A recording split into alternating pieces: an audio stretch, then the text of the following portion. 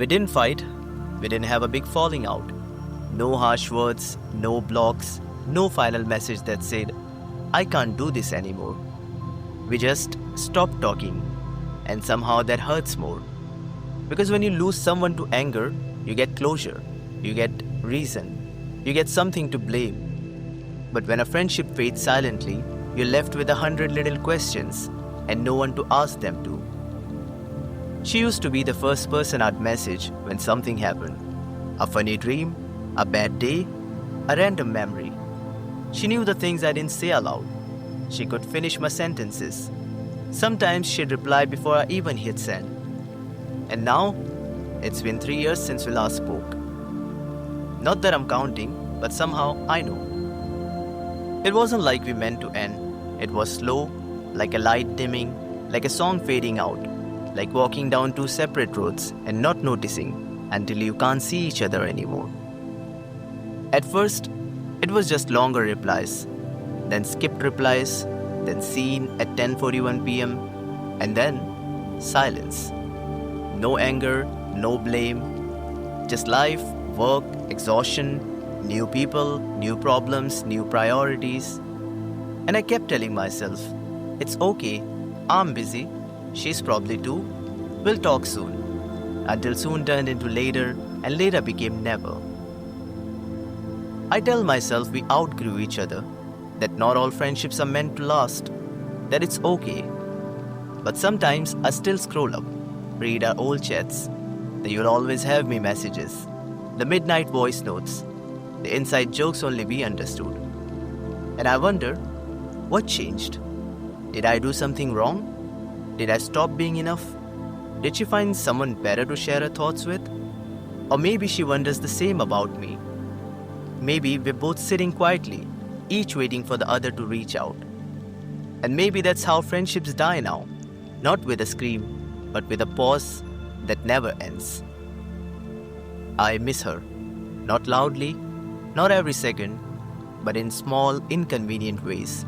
Like when I hear her favorite song, or when something happens and I immediately think, she'd laugh at this.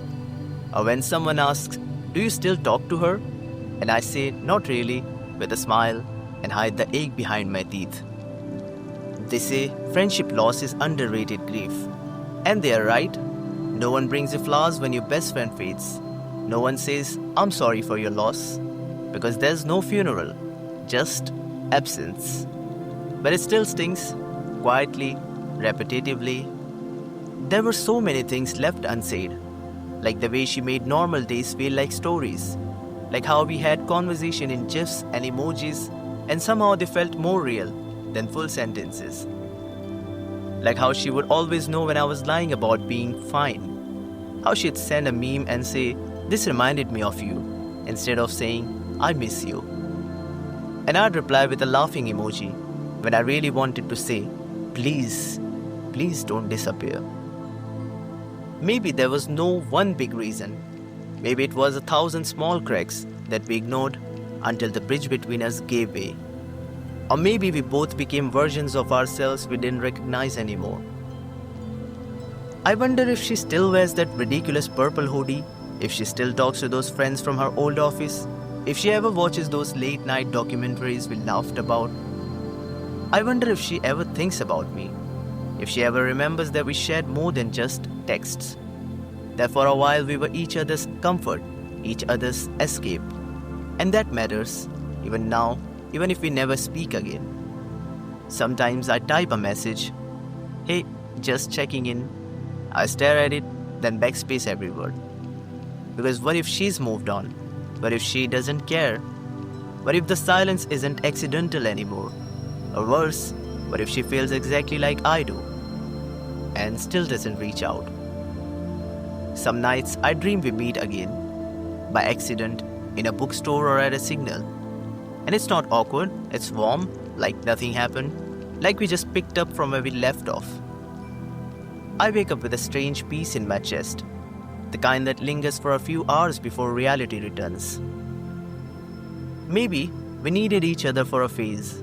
Maybe we saved each other when we needed saving. And when we didn't anymore, the universe let us drift.